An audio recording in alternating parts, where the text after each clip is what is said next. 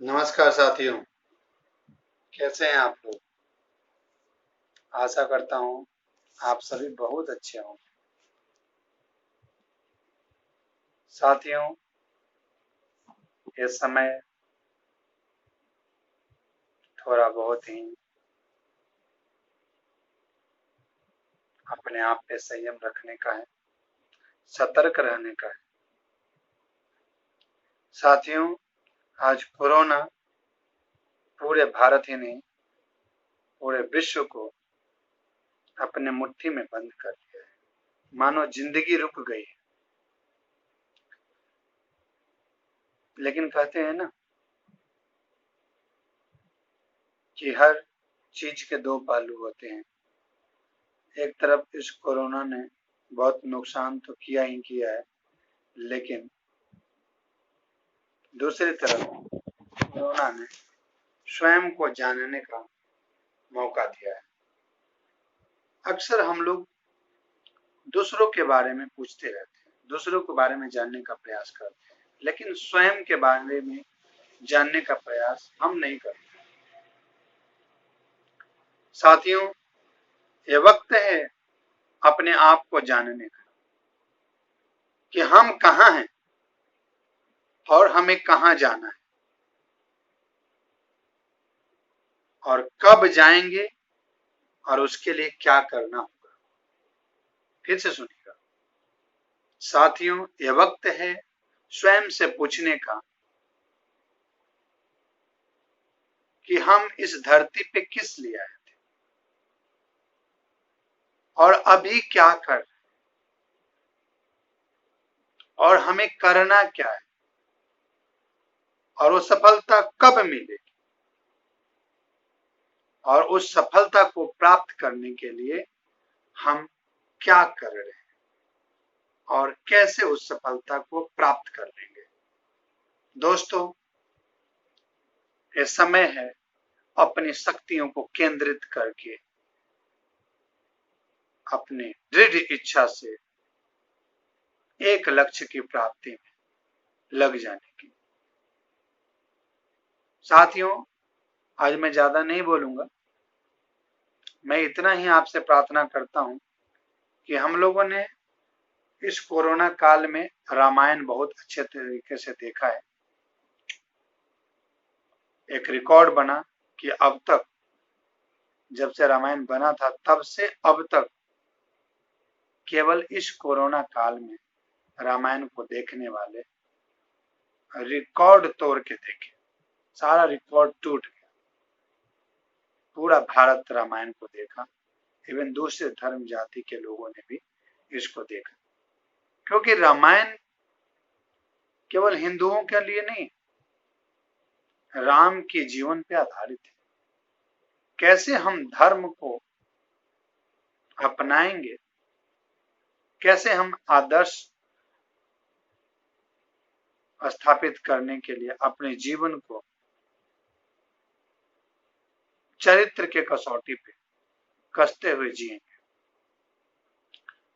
साथियों, एक तरफ श्री राम जी ने हम लोगों को ये मैसेज दिया कि स्वाभिमानी बनना है हमें, बात बात पे किसी से हेल्प मांगने की जरूरत नहीं। अगर वो चाहते तो रावण जैसे बलशाली योद्धा से जीतने के लिए वो भरत की सेना भी मंगा सकते थे और अपने ससुराल जनकपुरी से भी सेना मंगा सकते थे। पूरा उनका भाई भी आता और उनका ससुराल पक्ष भी आता और तब शायद युद्ध जीतना और भी आसान हो जाता। लेकिन उन्होंने एक आदर्श स्थापित किया कि जो छोड़ दिया वो छोड़ दिया, अब जो मेरे साथ हैं उन्हीं को इतना सामर्थ्यवान बना देना है, उन्हीं को इतना जोशीला बना देना है कि वो चाहे पक्षी हो, पशु हो, बंदर हो, गिलहरी हो, वृक्ष हो, भालू हो, कुछ भी हो, सब में वो ताकत है, क्योंकि सब प्रकृति के ही अंग हैं। सबको प्रकृति ने ही बनाया है और जब प्रकृति ने बनाया है, जब भगवान ने बनाया है, तो उसमें भी अनंत शक्ति है। बस जरूरत है तो उनकी शक्तियों को जागृत करने की, जरूरत है तो हनुमान को याद दिलाने की कि तुम में वो अदम्य साहस है, तुम महावीर हो, तुम बलवान हो, तुम सब कुछ कर सकते हो। बस तुम्हें मास्क पहना दिया गया था, तुम्हारे चेहरे को ढक दिया गया था कि तुम अपने आप को ना समझ सको, क्योंकि तुम जब अज्ञान में रहते हो तो अपने बल का दुरुपयोग करते हो।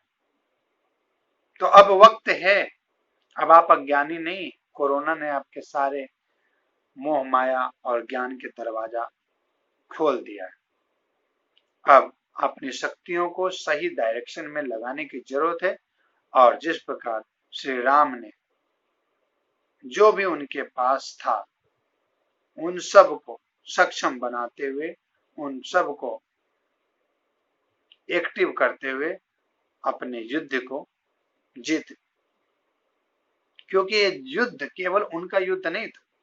और हम सब साथियों को भी सोचना है, क्वेश्चन मार्क नहीं करना है कि पत्नी तो श्री राम की थी, हम क्यों लड़े, हम क्यों मरे, हमारा परिवार क्यों बिखरे, हमारा परिवार क्यों बर्बाद हो जाए।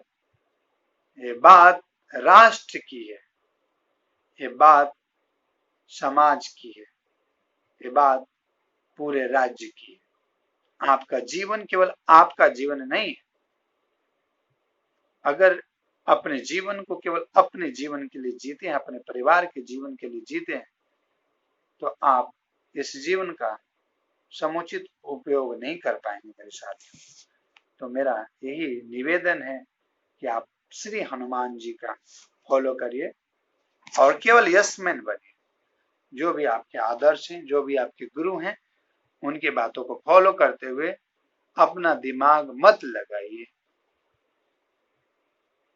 और अपने गुरु की बातों का पालन करते हुए आगे बढ़ते रहिए। धर्म का साथ दीजिए, सत्य का साथ दीजिए, और इस सृष्टि को फिर से खुशहाल, शांतिपूर्वक, सत्य और धर्म परायण बनाने का संकल्प लीजिए। दूसरी बात मैं ये कहना चाहता हूं साथियों,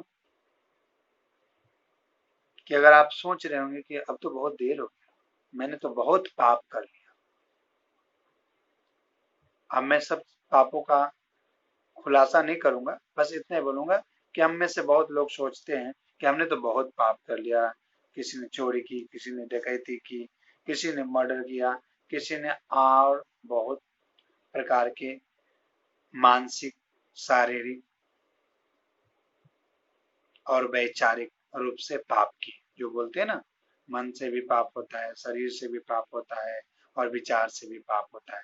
कोई बात नहीं साथियों, मैं जो बोल रहा हूँ ना, मैं भी पापी हूँ, किसी न किसी प्रकार का तो होऊंगा ही, क्योंकि इस धरती पे कोई भी मनुष्य, अगर भगवान भी आते हैं मनुष्य के रूप में तो उनसे भी गलतियां होती है। तो मैं शशि शेखर मिश्रा अपने भगवान विष्णु का स्मरण करके आप सभी के सामने हाथ जोड़ के प्रार्थना करता हूँ कि जो भी जाने अनजाने में अपने मन से, शरीर से, विचार से और वाणी से किसी प्रकार का भी आपको कष्ट पहुंचाया हूं, तो उसके लिए मैं कोटि कोटि क्षमा मांगता हूं, और तहे दिल से क्षमा मांगता हूं, ना कि ये केवल दिखावा है। बिल्कुल ये सही क्षमा मांग रहा हूं। कृपया करके मुझ अधर्मी, नीच, पापी को अब नया जीवन शुरुआत करने की आशीर्वाद दीजिए, बल दीजिए, और पूरा प्रयास रहेगा कि इस नए जीवन को हम एक आदर्श जीवन के रूप में जीने का प्रयास करेंगे। आज 17 जुलाई 2020 से केवल मैं ही नहीं, आप सभी से मैं प्रार्थना करता हूं कि अपने जीवन को नए रूप से जीने का प्रयास कीजिए।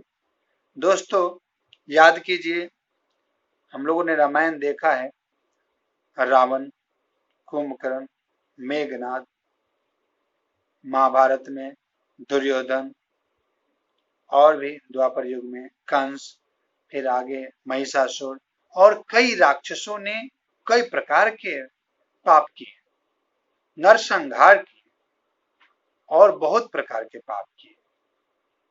लेकिन सृष्टि इतनी दयामयी है, भगवान इतने करुणा निधान है कि इस सब के बावजूद भी, उनकी गलत इरादाओं को जानते हुए भी, अगर उन राक्षसों ने, रावण ने, कंस ने, महिषासुर ने, बाली ने और तरह तरह के लोगों ने, राक्षसों ने अगर परिश्रम किया, तपस्या किया, तो उनको फल मिला है। तो हम उतने बड़ा आतताई नहीं है, हम उतने बड़े राक्षस नहीं हुए। तो अभी से बाउंस बैक कीजिए। अभी तक जो एनर्जी कहीं और लगा रहे थे, अभी तक जो दिमाग कहीं और लगा रहे थे मेरे साथियों, अब उचित दिशा में, जो सत्य, धर्म, राष्ट्र के निर्माण में, अपने परिवार के निर्माण में, मानव कल्याण में, जगत कल्याण में, जीव सेवा में, नर सेवा में लगे, ऐसा परिश्रम कीजिए, क्योंकि हमें भी फल मिलेगा।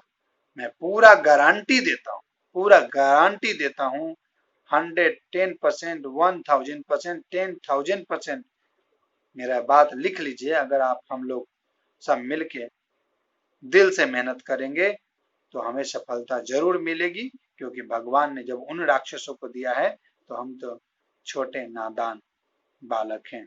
हमारी गलतियों को भी क्षमा करने की उस भगवान में और इस धरती पे जरूर दया होगी और जरूर कर देंगे।